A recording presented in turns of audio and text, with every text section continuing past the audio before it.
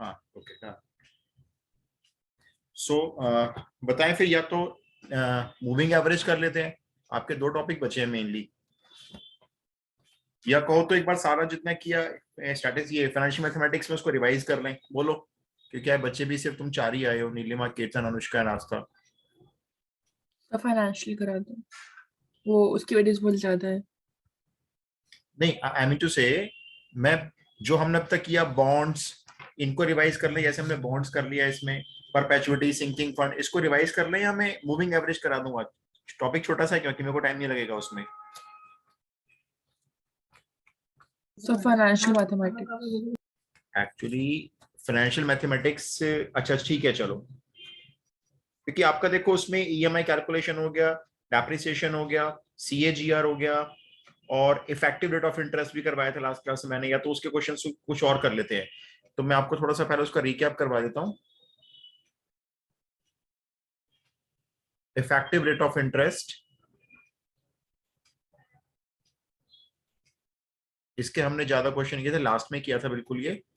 Denoted by are से rate of interest है, effective के लिए हम लोग ई लिख लेते हैं, ठीक है। One plus nominal rate of interest divided by conversion of period and whole power M and -1। ये हमने ड्राइव किया था, मतलब थोड़ा सा एक छोटा डेरिवेशन था, एक बार आप दोबारा रिकॉर्डिंग देख लेना चाहे उसकी। और अगर एम काफी लार्ज हो जाता है, मतलब टेंड्स टू इन्फिनिटी कर दें, तो आपका जो इफेक्टिव रेट ऑफ इंटरेस्ट होता है, this is equal to E raise to the power R -1। इसका भी मैंने डेरिवेशन करवा दिया था, छोटा सा डेरिवेशन है क्योंकि।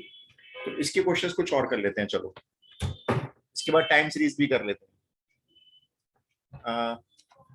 क्वेश्चन लिखो आप।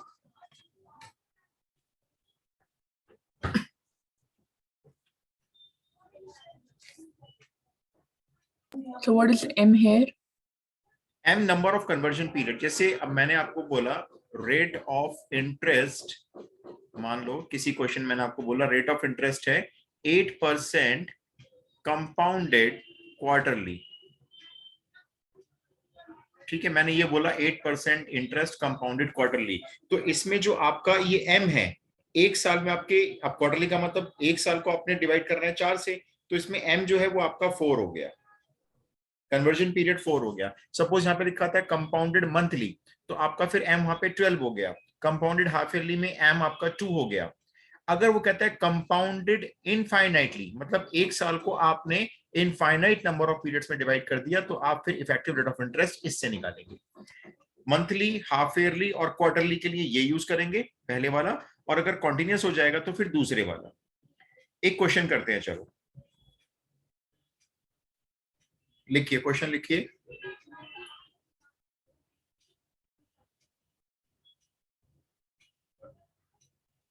A banker, a banker credits the a banker credits the fixed deposit fixed deposit on a continuous basis, on a continuous basis. The effective rate of interest is the effective rate of interest is ये दिया हुआ है 9.43%, 9.43%, full stop. Find the rate of interest that is allowed, find the rate of interest that is allowed,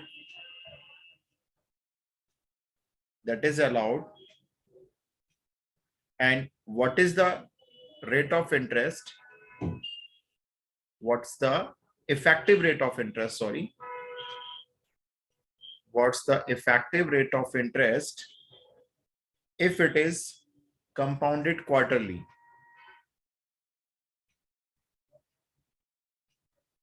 if it is compounded quarterly.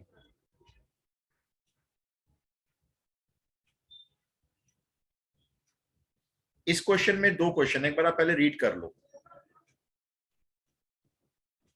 मतलब question ये है, जो effective rate of interest है ना वो दिया हुआ है इसमें ये, और कंपाउंड कैसे हो रहा है, कॉन्टिन्यूस बेसिस पे कंपाउंड हो रहा है। तो ये इफेक्टिव रेट ऑफ इंटरेस्ट है, आप इसको बोल सकते हो R E is equals to, अब क्योंकि ये कॉन्टिन्यूस बेसिस पे कंपाउंड हो रहा है तो आप इसमें यूज करोगे e raise to the power r minus one. तो पहले वाले पार्ट में आपको ये नॉमिनल रेट ऑफ इंटरेस्ट निकालना है, find the rate of interest that is allowed.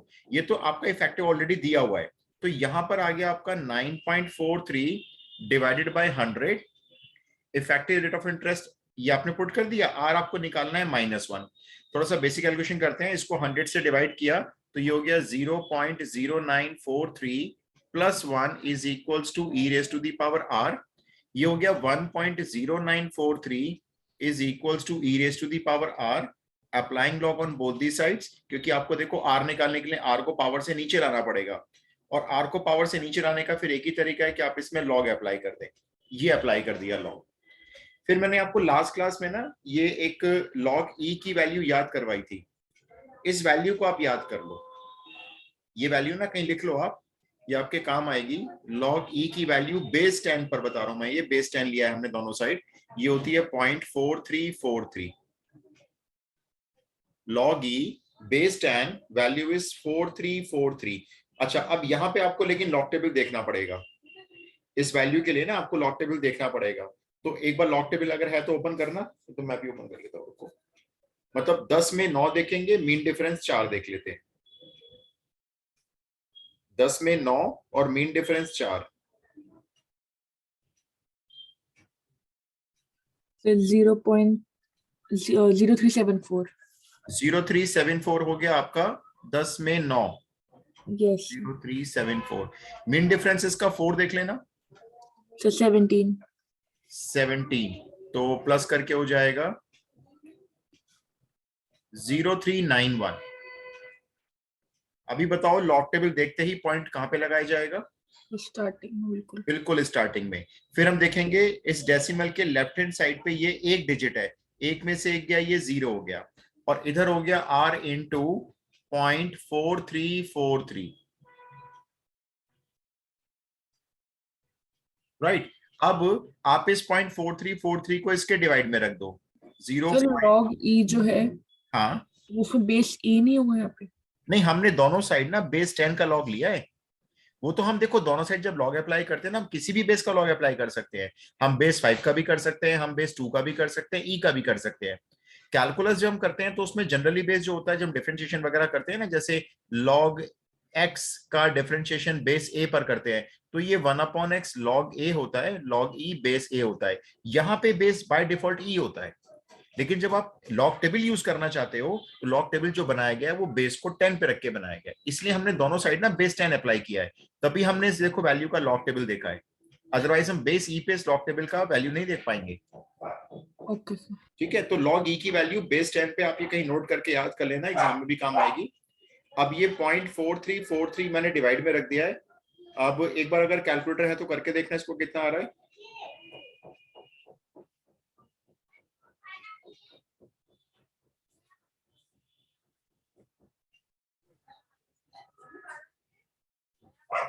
Zero point 09।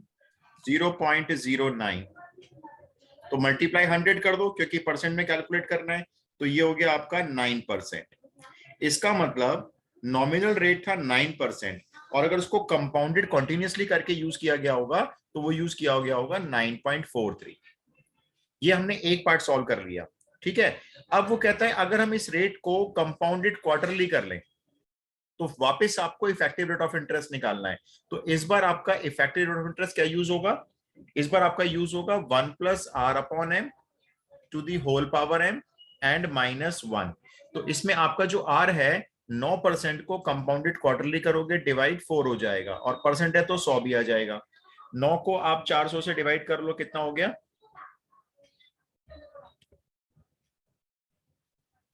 9 को एक बार जरा 400 से डिवाइड करके बता दो, या चलो ऐसे लिख लेते हैं ना 0.09/4 लिख लेते हैं, 100 से डिवाइड कर दिया 9 को, ठीक है। तो effective rate of interest is 1 plus 0.09/4 and whole power, यहां पर होल पावर आ जाएगी 4, एक साल में 4 क्वार्टर, एंड -1,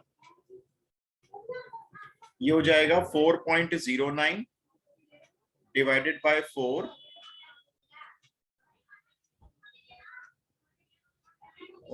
1 पॉइंट लगा हुआ है 0, 1.0225 आ जाएगा। ये मैंने पूरा सॉल्व कर दिया अंदर का। ये 1.0225 होल पावर 4 -1। अब आप मेरे को ना लॉग टेबल से इसकी वैल्यू देख के निकाल के दिखाओ जरा। 1.0225 होल टू दी पावर 4, आप ये मान के चलो कि लॉग टेबल मिलेगा एग्जाम में, ठीक है ना? उसकी वैल्यू निकाल के बताओ जल्दी से।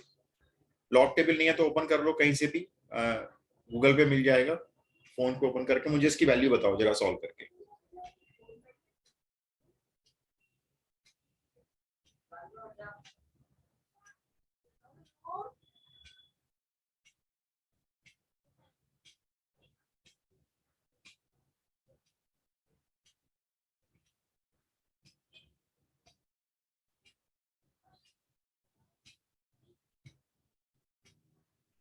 इसको अलग से ना अपने x सपोज करना और ये फेयर में दिखाना बोर्ड में अगर आता है तो।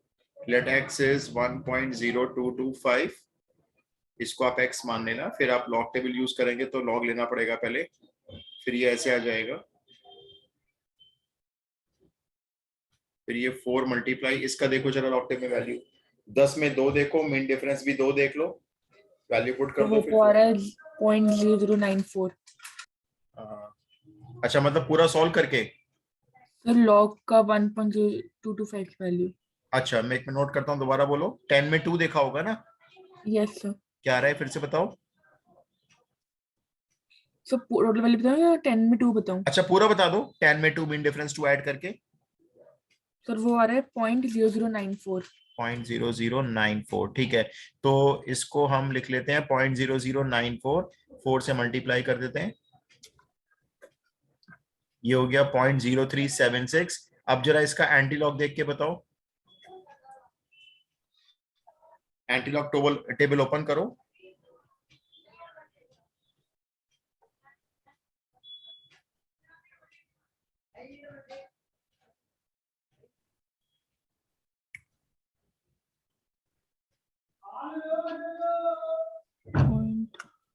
कितना आया? 0.03 में 7 एंड मेन डिफरेंस 6। मैं भी एक मिनट लॉग टेबल लेके आता हूँ, एक सेकंड होल्ड करिए बस।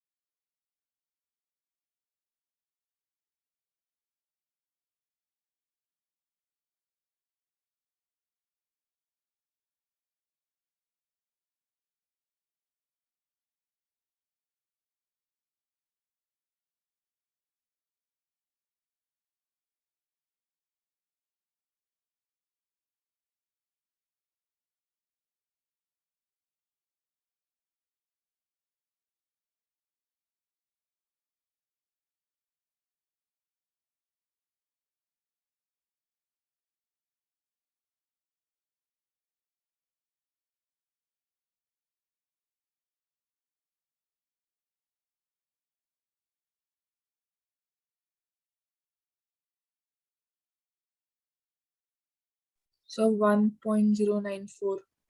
1. 094। ठीक है, तो एंटीलॉग में इसकी वैल्यू सबको देखनी आती है ना?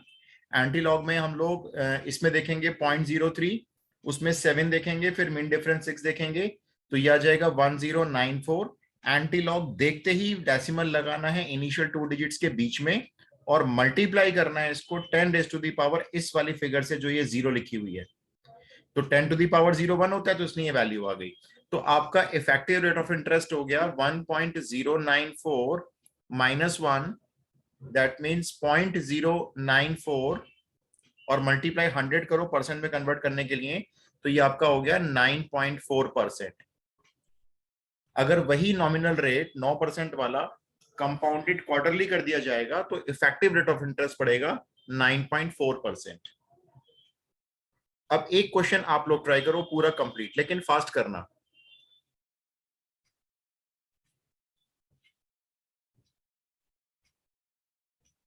which yields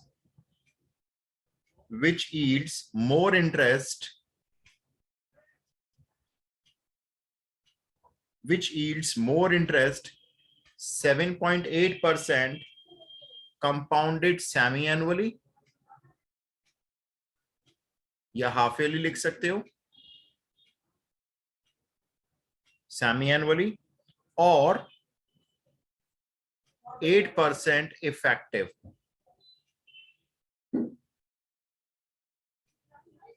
ट्राई करो जरा, इनमें से कौन सा इंटरेस्ट ज्यादा यील्ड देगा, मतलब कहां से आपको ज्यादा बेनिफिट मिलेगा, 7% कंपाउंडेड सेमी एनुअली या 8% इफेक्टिव से? सर 8% इफेक्टिव का मतलब? 8% इफेक्टिव है कि अगर हम कंपाउंडेड सेमी एनुअली ले रहे हैं तो आप इसको इसको आप चेक करके देखो ये इफेक्टिव में कितना पड़ रहा है। भाई अगर ये इफेक्टिव में, इफेक्टिव का मतलब है कि ये एनुअल हम करेंगे तो कितना पड़ रहा है, अगर ये 8% से ज्यादा आया तो हम कहेंगे ये वाला लेने में बेनिफिट है। और अगर ये 8% से कम आया, क्योंकि ये कह रहे हैं इफेक्टिव हम देंगे 8% और कंपाउंडेड सेमी एनुअली करोगे तो 78%, तो आपको बस इसका effective rate of interest calculate करना है। मतलब सर नीचे वाला जो है वो automatically effective rate of interest है? यस, वो इफेक्टिव ऑलरेडी दिया हुआ है, वो आपको इफेक्टिव करने की जरूरत नहीं है, तो आपको इसको इफेक्टिव में कन्वर्ट करके इस 8% से कंपेयर करना है। अगर ये वाला ज्यादा आया ना 8%, तो तुम कहेंगे कि पहला वाला यील्ड ज्यादा देता है, और अगर ये कम आया तो 8% इफेक्टिव ज्यादा अच्छा होगा। फिर तो दो चीज बता रहे हैं, तो देखते हैं इसमें से कौन सा वाला बेनिफिट होगा। तो आप 7.8 को कंपाउंडेड सेमेनुअली जो है उसको इफेक्टिव रेट ऑफ इंटरेस्ट में कन्वर्ट करो।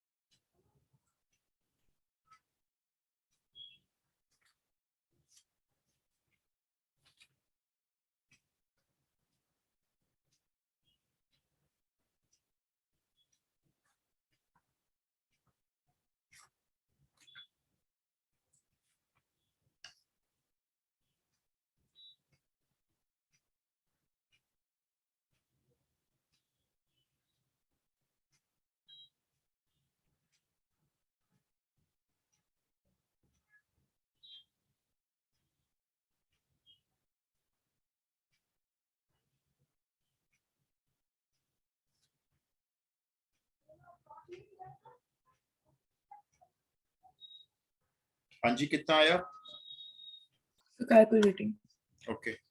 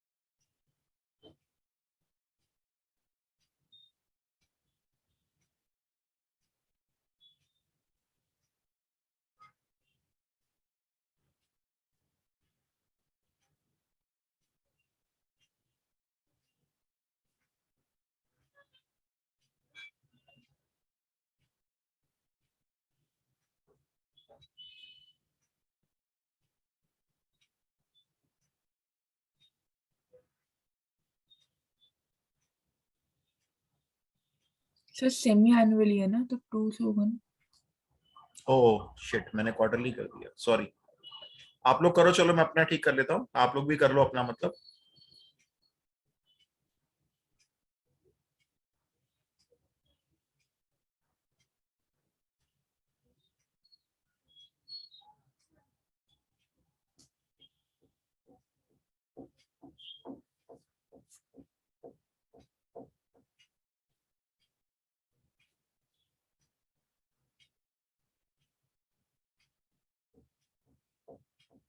यहां तक तो कर ही लिया होगा सबने। रेट ऑफ इंटरेस्ट आपका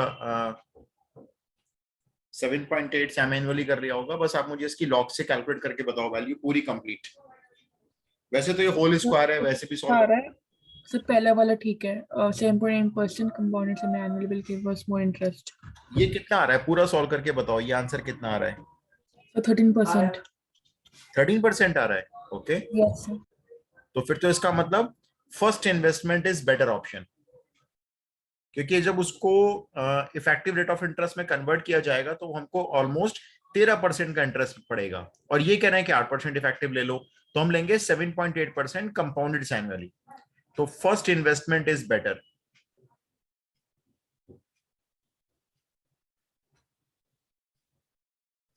अभी एक और करके बताओ ऐसा फटाफट से। सबका डन हो गया?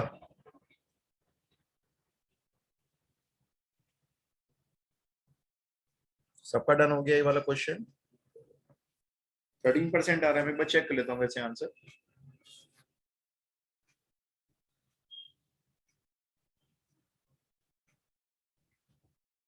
इसका आंसर नहीं है, ठीक है बात है।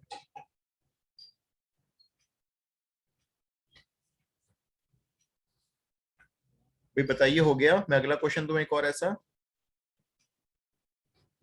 Yes sir. ओके, एक और करो, इस टाइप का एक और कर लेते हैं।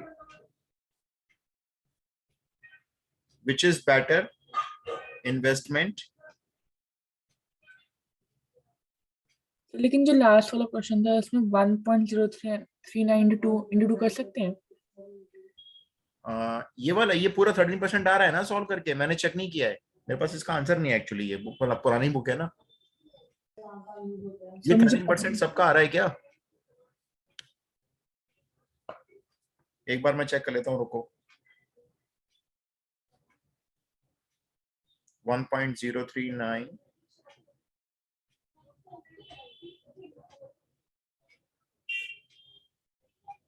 नहीं भाई ये तो 13% नहीं आ रहा था, कुछ कैलकुलेशन गलत कर रहे हो आप। ये पूरा मैंने सॉल्व करके देखा तो ये आ रहा है। 7.9 आएगा। हाँ, ये 1.07952 ये आ रहा है। उसमें से 1 माइनस करोगे तो 0.009 मान लो आप। तो इसको जब आप मल्टीप्लाई 100 करोगे तो इफेक्टिव रेट ऑफ इंटरेस्ट आपका 7.9% हुआ। फिर तो 13 नहीं आया ना, तो इसका मतलब क्या है? सेकंड इन्वेस्टमेंट बेटर ऑप्शन है। सर एक बार लॉग और इसको बता दो कैसे निकालना है, शायद मैंने अच्छा लॉग। चलो एक बार लॉग का भी देख लो, ये लो। लेट से ये x की वैल्यू हमने मान ली 1.039 का होल स्क्वायर, ठीक है। इसमें लॉग अप्लाई किया, log x is equals to 2 log 1.039। अब हमने लॉग टेबल में 10 ओपन किया और उसमें मीन डिफरेंस 3 देखा। तो मैं रुको, मैं लॉग टेबल ओपन कर लेता हूँ। 10 में 3 आ रहा है 0120, और मीन डिफरेंस 9 अगर देखोगे तो 9 है इसमें 36, तो ये हो गया 0156। डेसिमल यहां लगेगा और डेसिमल के आगे एक डिजिट है तो ये 0 हो गया। 2 मल्टीप्लाई कर दो। लॉग टेबल उसमें आ रखी ग्रुप में, तो उसमें 10 की वैल्यू 9 में है 0.128। नहीं, 10 में तो पहले 3 देखना है ना। वही 10 की में 3 है 0.0128। एक मिनट रुको। और सर 9 में जो मेन वैल्यू है वो है 37। और मेरे पास देखो लॉग टेबल में 10 में 3 दिया हुआ है 0120। ये क्या चक्कर है, लॉग टेबल कैसे हो सकता है? एक बार मैं इसमें सर्च करके देखता हूँ क्या वैल्यू आ रही है, रुको। लॉग 1.039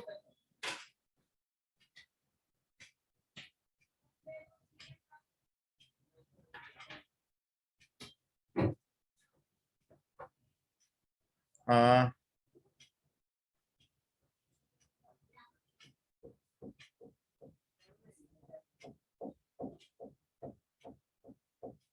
मैंने सर्च किया तो इसकी वैल्यू देखो ये दी हुई है 0.0166 ये वैल्यू, और मैं ले रहा हूं 0.0156। एक बार आप चेक करो, आप लॉग टेबल ठीक देख रहे हो? तो मैंने ग्रुप में भी चेक किया, अभी नेट पे आ रहा, तो नेट पे भी 0128 ही आ रही है। नहीं, पूरी वैल्यू देखो, लॉग में 1.039। और किसी की वैल्यू नहीं आई क्या? टैली कर लें दो बंदे आपस में। लॉग 1.039 की वैल्यू, अच्छा ये जो मैंने सर्च किया तो उसमें ये दी हुई है 0.0166।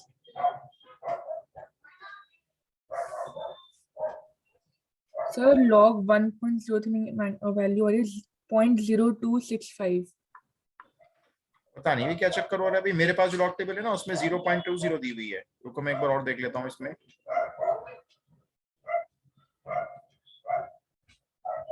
चलो इसको एक काम करते हैं, 0.128 ले लेते हैं। और मीन डिफरेंस लाइन कितना कह रहे हो आप? 38? 37।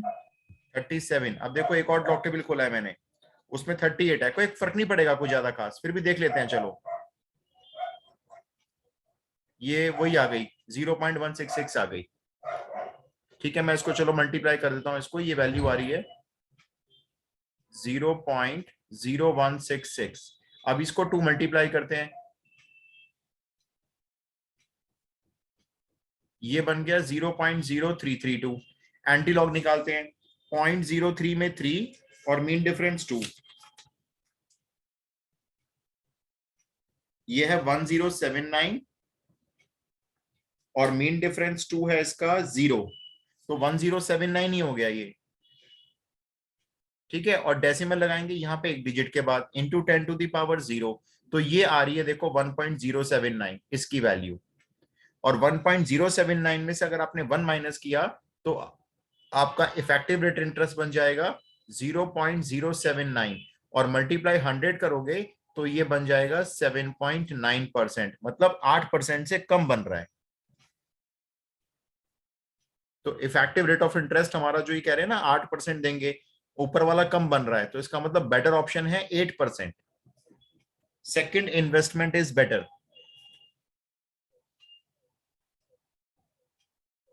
Got it? Yes sir. एक और कर लो, ऐसा कर लो एक और, लेकिन थोड़ा स्पीड से करना भाई सब लोग। क्वेश्चन है विच इज बेटर इन्वेस्टमेंट। एक है 9.1% कंपाउंडेड हाफ ईयरली,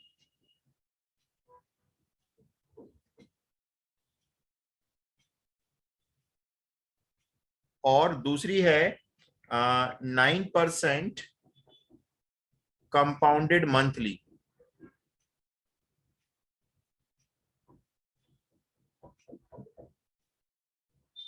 बहुत जल्दी से करना भाई।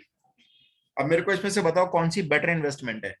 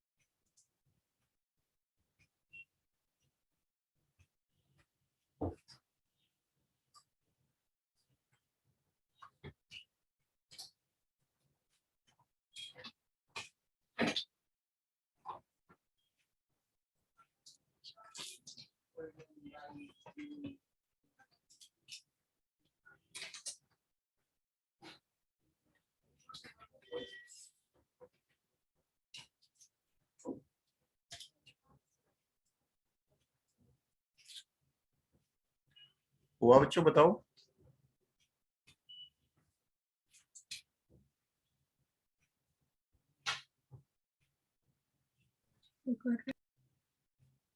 मेरे इसके ईयरफोन से इन्होंने निकाली मेरे बैग से ही।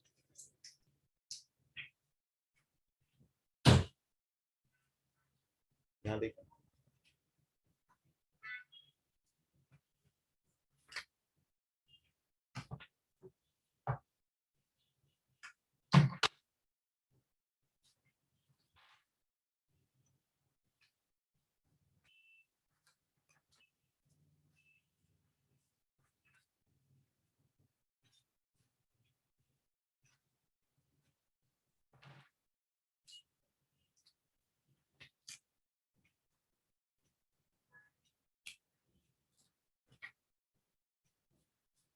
पहले वाला कन्वर्ट हुआ इफेक्टिव रेट ऑफ इंटरेस्ट में? सर 9.3%। 9.3%। एक मिनट रुको, ये सॉल्व है मेरे पास। हाँ, ये मतलब नियरली 9.30 है। हाँ 9.3% है, करेक्ट। ये सॉल्व करके पहले वाला इफेक्टिव रेट ऑफ इंटरेस्ट 9.3% ही आ रहा है।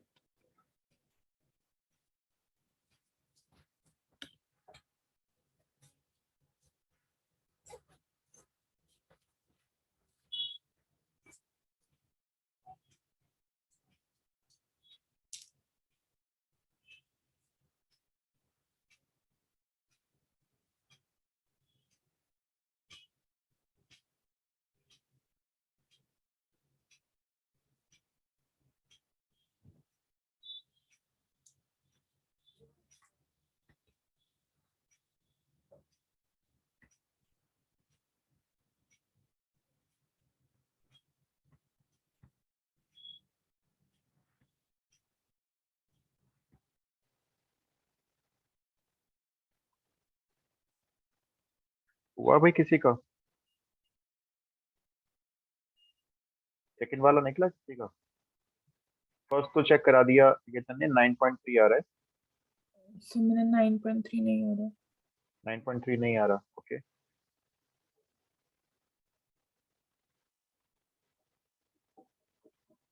देखो फिर एक बार फटाफट से करते हैं। तो आपको पहले वाले को इफेक्टिव रेट ऑफ इंटरेस्ट में कन्वर्ट करना है, ठीक है। तो आपने लिखा effective rate of interest is equals to 1 plus r by m और whole power m minus 1, 1 plus आपका 9.1% इंटरेस्ट है, कंपाउंडेड हाफ ईयरली करेंगे तो divide 2 into 100 whole power 2 minus 1। अब ये हो गया आपका, 2 से डिवाइड कर देते हैं इसको, 2 4 जा 8, 2 5 जा 10, 2 5 जा 10, 4.55 हो गया ये। 100 से डिवाइड कर लेते हो तो ये हो जाता है 0.0455। होल स्क्वायर चलने देंगे अभी, माइनस 1। अब ये बन जाता है 1.0455 होल पावर 2 माइनस 1। अब इस वैल्यू को अलग से लॉग एज्यूम कर लेते हैं। लेट्स से x है ये 1.0455 का होल स्क्वायर, राइट। यहाँ पे लॉग ले लेते हैं तो log x is equals to twice of log 1.0455। इसका लॉग टेबल देख लेते हैं, 10 में 4 देखते हैं, मीन डिफरेंस 5 देख लेते हैं। तो ये लॉग टेबल 10 में 4 है आपका 0170, रफ में लिखते हैं कहीं। और मीन डिफरेंस 5 देखें तो इसका मीन डिफरेंस 5 का 21, तो 0191 हो गया ये, 0.0191। ठीक है, अब इसको 2 से मल्टीप्लाई करते हैं, ये 0.0382 हो गया। कुछ गड़बड़ आ रहा है।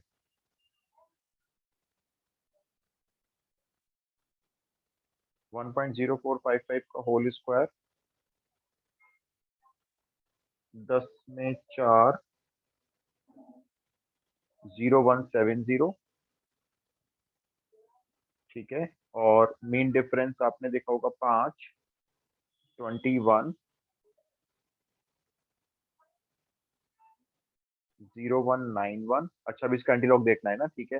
तो ये x की वैल्यू आ जाएगी, इसका एंटीलॉग देखोगे 0.03 में 8 और मीन डिफरेंस 2, तो 0.03, इसमें 8 है 1091 और 1091 में मीन डिफरेंस 13 ऐड करोगे 1092 आ रहा है इसका।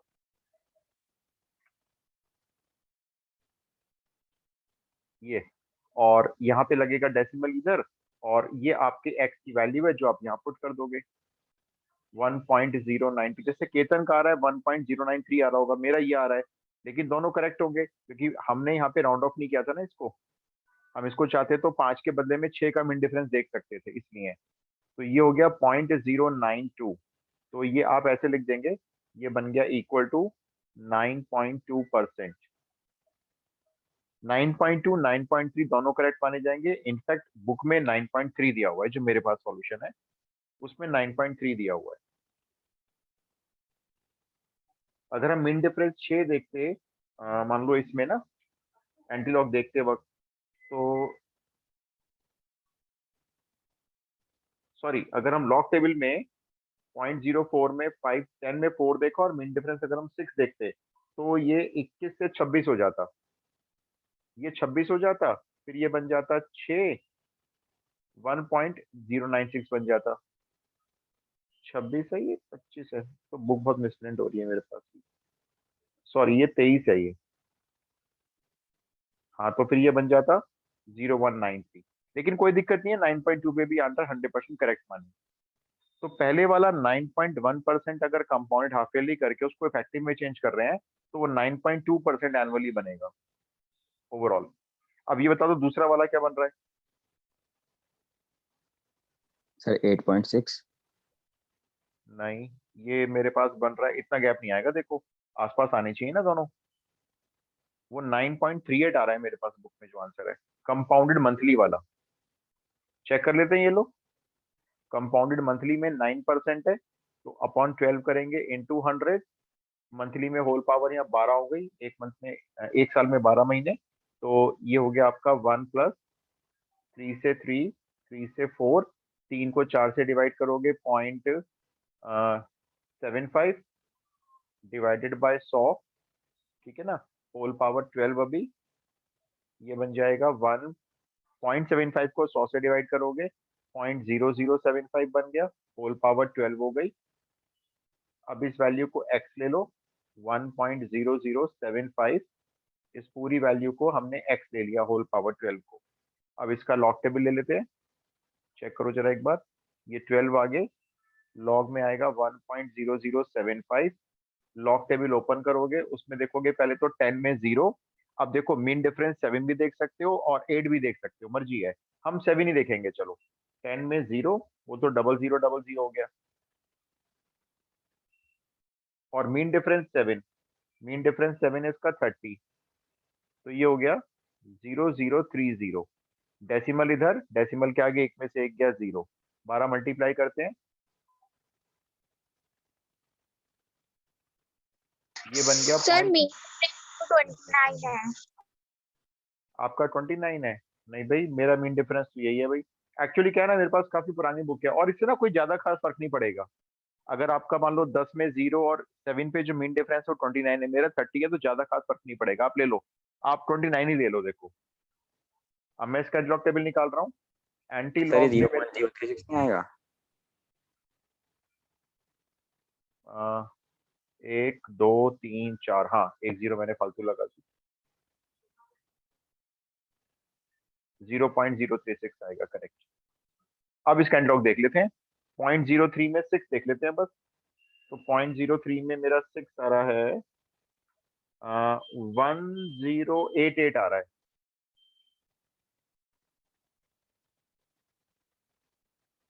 आप ठीक कह रहे थे। तो जब इसी वैल्यू 1.088 आएगी और यहाँ पे पॉइंट लगेगा, ये फिर इनकी 9.38 कैसे आ रही है? ये तो भाई 1.088 हो गई, -1 करोगे 0.088 हो जाएगी, और इफेक्टिव मतलब परसेंट में कन्वर्ट करोगे तो ये 8.8 हो जाएगी, जबकि इन्होंने आंसर दिया हुआ है 9.38 आ रही है। एक बार इस वैल्यू को कैलकुलेटर से भी चेक कर लेते हैं ना, हो सकता है बुक में मिसप्रिंट हो, फिर मैं चेक कर लेता हूं। मैं 1.0075 नहीं चेक कर सकते, होल पावर 12 है ना, इनका 9.38 आ रहा है, लेकिन बहुत फर्क है भाई। 9.38 बुक में दिया हुआ। किसी और का बताना आंसर, ये जो वैल्यू आ रही है फाइनल 1.0075 की होल पावर 12, हम इसकी बात कर रहे हैं, ये वैल्यू।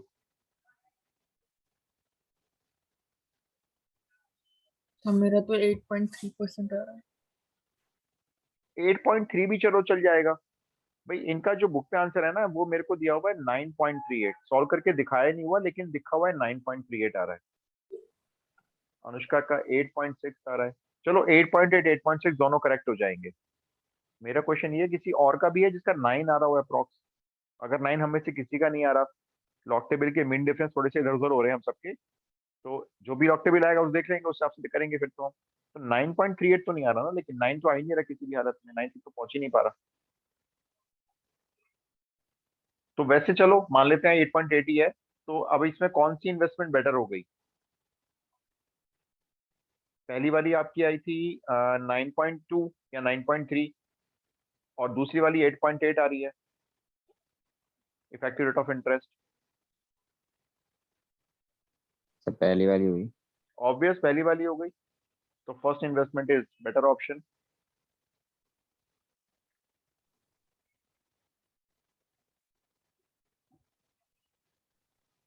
सो वैसे मैंने चेक किया नेट पे, 1.0075 की पावर 12 की पावर की वैल्यू आ रही है 1.0938।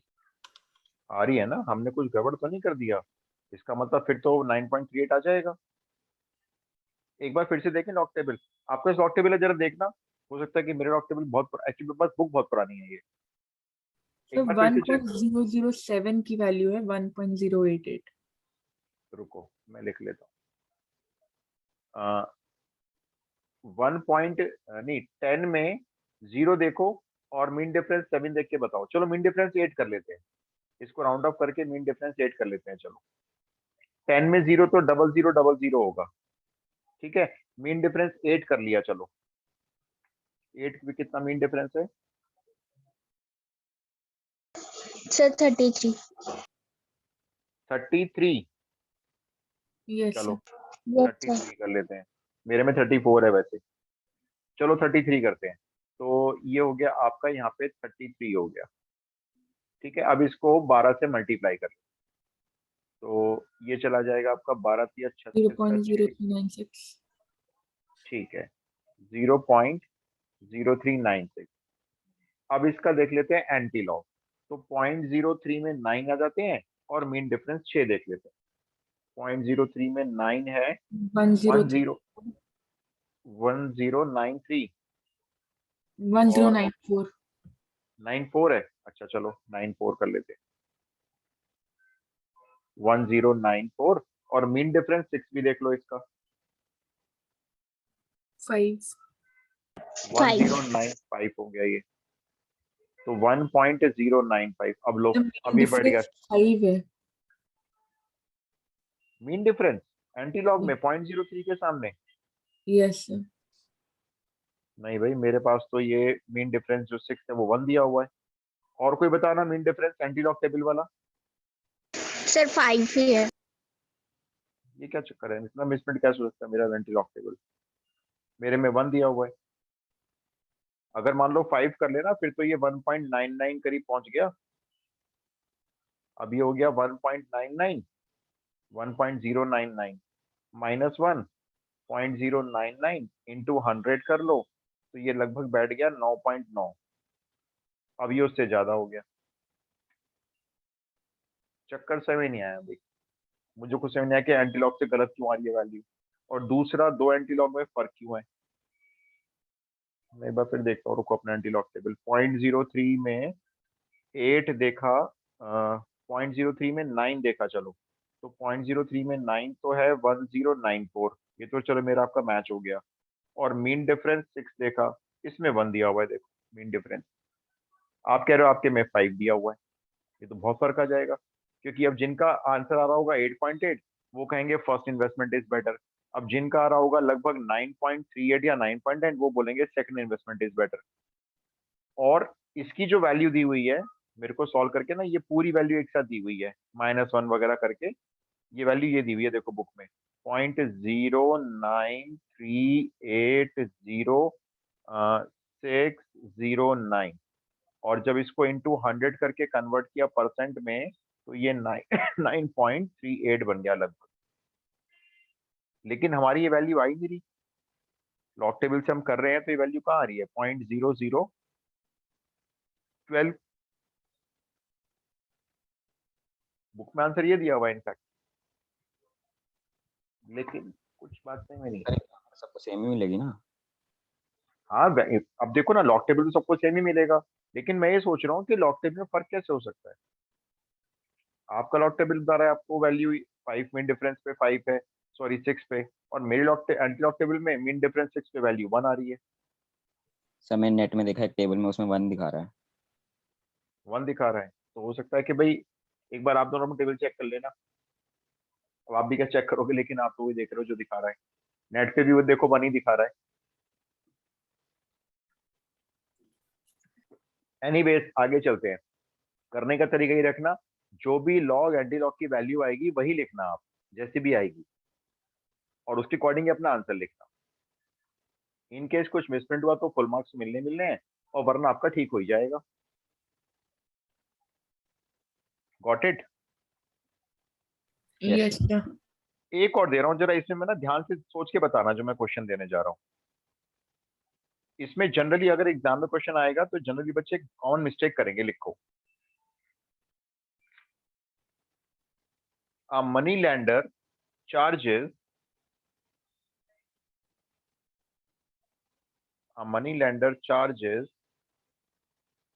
interest at the rate of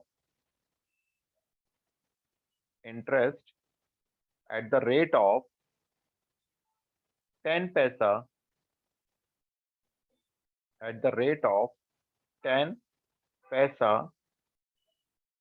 या 10 पैसे पर रुपी per month,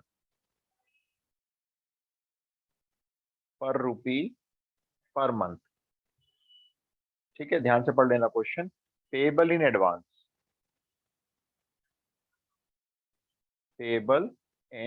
advance,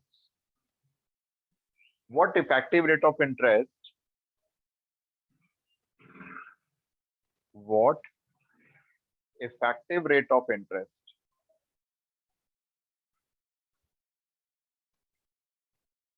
does he charge per annum?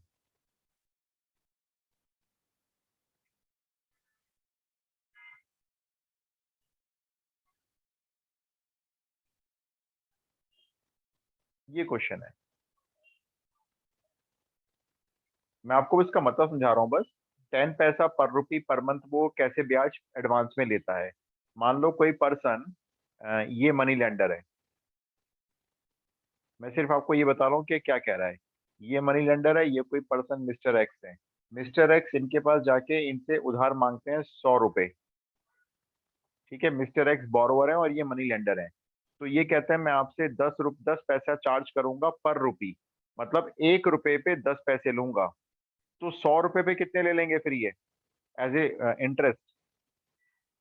₹1। 1 क्यों?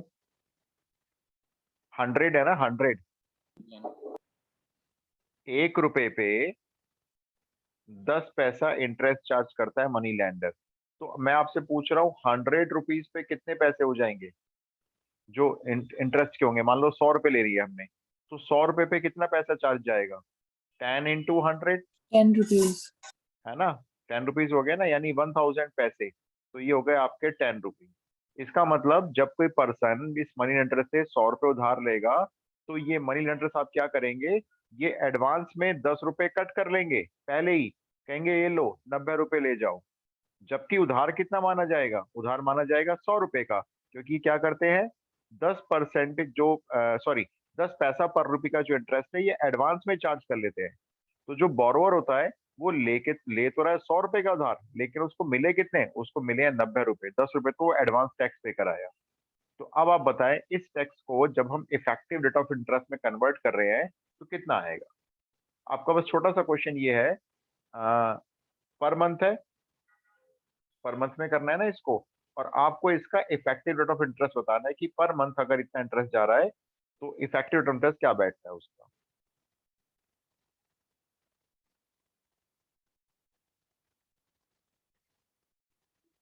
फॉर्मूला तो खैर आप यही लगाओगे, effective rate of interest is 1 plus r by m whole power m minus 1। लगाना तो यही है, बस इसमें मुझे ना आप आर बता दो, आर कितना ले रहे हो। एम तो 12 हो गया पर मंथ है, क्योंकि नहीं पर मंथ नहीं, वो तो सीधा सीधा आर बाई एम हो जाएगा ना, एक महीने के हिसाब से कैलकुलेट करोगे वो। बताओ भी, जल्दी बताओ।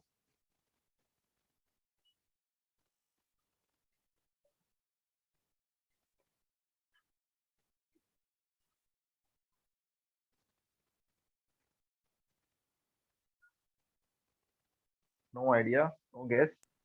10/100।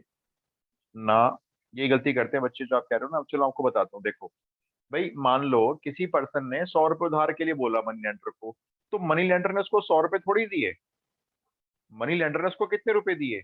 उसने, मनी लेंडर ने 90 रुपए दिए। तो जिस बोरोवर ने ये 90 रुपए ले लिए, उसने 10 रुपए ब्याज दे दिया। कितने रुपए पर? 90 रुपए पर, ना कि 100 रुपए पर। भाई उसको तो मिले 90 रुपए है ना। अब वो 90 रुपए पर 10 रुपए का ब्याज देके आया है। तो यहाँ जो आपका ये जो आर बाई एम है ना, ये r by m per month के हिसाब से, ये आपका हो गया 10/9। That means 1/9। ये पर मंथ का ब्याज हर महीने जाएगा इतना, 1/9। हर महीने 10 रुपए एडवांस टैक्स के जाते हैं।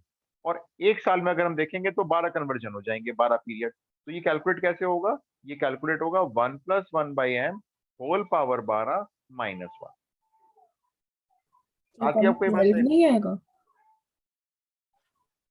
नहीं, डिवाइड में देखो, परसेंट कैलकुलेट नहीं हो रहा ना। आप सुनो मेरी बात, 10 पैसे 1 रुपए पे चार्ज हो रहा है, 1 रुपए पे। तो हमने 100 रुपए पे कर लिया था कि राउंड फिगर हो जाए। तो 100 रुपए पे 10 रुपए जा रहे हैं, तो इसका मतलब हम 90 रुपए तो ले रहे हैं। पैसा लिया 90 रुपए, लेकिन हम इंटरेस्ट कितना पे कर रहे हैं? 90 पे 10 रुपए का इंटरेस्ट पे कर रहे हैं। तो परसेंट नहीं आएगा, ये ऑलरेडी हमने परसेंट से कैलकुलेट करके निकाल लिया है। ये 1/9 ही आएगा। परसेंट तो कहीं बनी नहीं, बनाई नहीं हमने। परसेंट बनाते हैं तो इसको इंटू 100 करेंगे फिर, 1/9 इंटू 100। फिर ये परसेंट में हो जाएगा 100/9%। तो देखा जाए तो वो हमसे, जो ये मनी लेंडर है, वो कितना इंटरेस्ट चार्ज कर रहा है? वो इंटरेस्ट चार्ज कर रहा है करीब 11 पॉइंट समथिंग। जबकि सुनने वाले को क्या लगेगा? 10% चार्ज कर रहा है, 10 पैसे तो ले रहा है।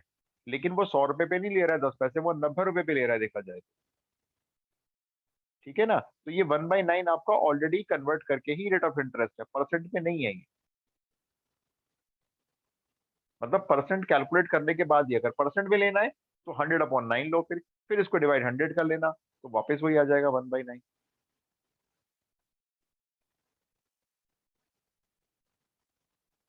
भाई बोलो यस नो, कुछ आया सही में? Yes yes sir. ओके, तो बस इसमें आप मेरे को ना अब ये वैल्यू कैलकुलेट करके दे दो फटाफट से। ये हो गया आपका 10/9 होल पावर 12। अब इसका लॉग ले लेते हैं। एक काम करते हैं, 10 को 9 से डिवाइड नहीं करते, फिर डिवाइड में वो डेसिमल के कई प्लेस तक जाएगा। तो इसी को ऐसे मान लेते हैं, पूरा एक्स ऐसे ही मान लो। ठीक है, अब इसमें लॉग ले लो। 10 पावर आगे लॉग आएगा 10/9 के साथ। अब 10 पावर तो आगे रहेगी। अब 10/9 को भी एक काम करो, ऐसे लिख लो, log 10 minus log 9। log 10 base 10 पर तो 1 हो 12%। जाएगा। तो वो 12 होगा ना? तो 12%। हाँ सॉरी सॉरी सॉरी, ये 12 है, मैंने बाय मिस्टेक 10 लिख दिया। इसको 12 कर लेते हैं। अब log 10 की वैल्यू 1। log 9 कैसे देखते हैं? लॉग टेबल में बताएगा कोई? 9 तो होता ही नहीं क्योंकि 91000। नहीं, 9 में, हाँ यस, जैसे 9 है ना, मान लो आपको log 9 चाहिए। अब log 9 आप ढूंढोगे, मिलेगा ही नहीं। तो एक्चुअल में आप इसको डेसिमल में ऐसे कन्वर्ट कर सकते हो, 9.000 ऐसे ले सकते हो। तो आप लॉग टेबल में 90 खोलोगे, 90, और 90 में 0 देखोगे, तो 90 में 0 है 9542, और डेसिमल के आगे एक डिजिट है तो यहाँ 0 पॉइंट आ जाएगा, है ना? 1 में से माइनस करो जरा, 12 मल्टीप्लाई करो, फिर जो आएगा इसका एंटीलॉग देखो।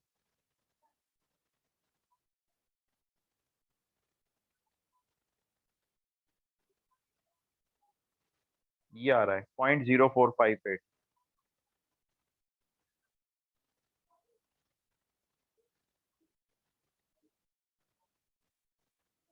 ये आ रहा है, देखना भाई 0.5496 आ रहा है। अच्छा कोशिश क्या करो, जितनी कैलकुलेशन मैनुअली कर सकते हो किया करो, प्रैक्टिस होती है उससे भी।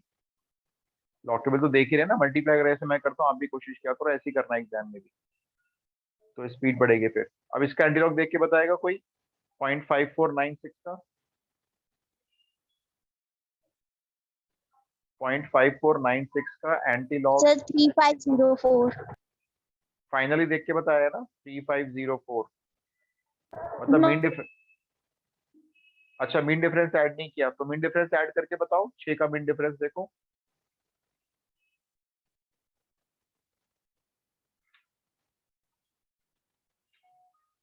पॉइंट 54 में आपने देखा पहले 9, 3540 है। सर 3545। अच्छा 3545, ओके।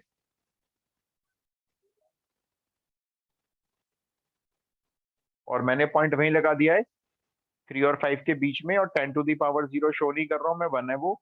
ये एक्स की वैल्यू आ गई है, इस एक्स की वैल्यू को जरा पुट करके -1 करके इफेक्टिव रेट ऑफ इंटरेस्ट बता दो।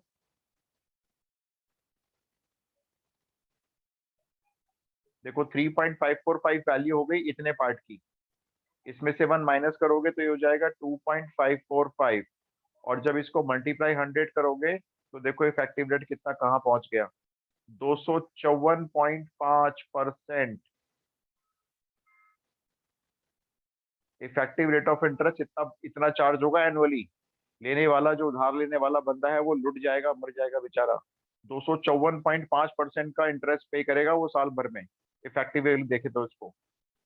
तो हम कहेंगे इस मनी लेंडर से पैसा लेना बिल्कुल बेवकूफी है, पैसा ना लिया जाए इस मनी लेंडर से, जो एडवांस में 10 पैसे पर रुपी पे टैक्स ले लेता है पर मंथ। क्लियर हुआ? Yes yes sir. सर। चलो ठीक है, तो मैं शायद कल भी क्लास रख लूंगा। कल मैं आप चाह रहा हूँ आपको ना मूविंग एवरेज खत्म कर लो, एक ही क्लास में हो जाएगा। फिर मंडे को ऑफलाइन क्लास में कराऊंगा, मेरे को बोर्ड चाहिए, व्हाइट बोर्ड, टी टेस्ट करवाना है। वो टी ओके टेस्ट आपका बस लास्ट टॉपिक है, फिर इसको एक बार रिवाइज कर लेंगे पूरा, फाइनेंशियल मैथमेटिक्स को जो जो हमने किया एक बार पूरा रिवाइज कर लेंगे, फिर एक एक दो दो क्वेश्चन मिक्स करके कर लेंगे। उसके बाद रिवीजन स्टार्ट करूंगा फिर से इंटीग्रेशन से, इंटीग्रेशन में भी बहुत दिक्कत लगती है बच्चों को। All okay right.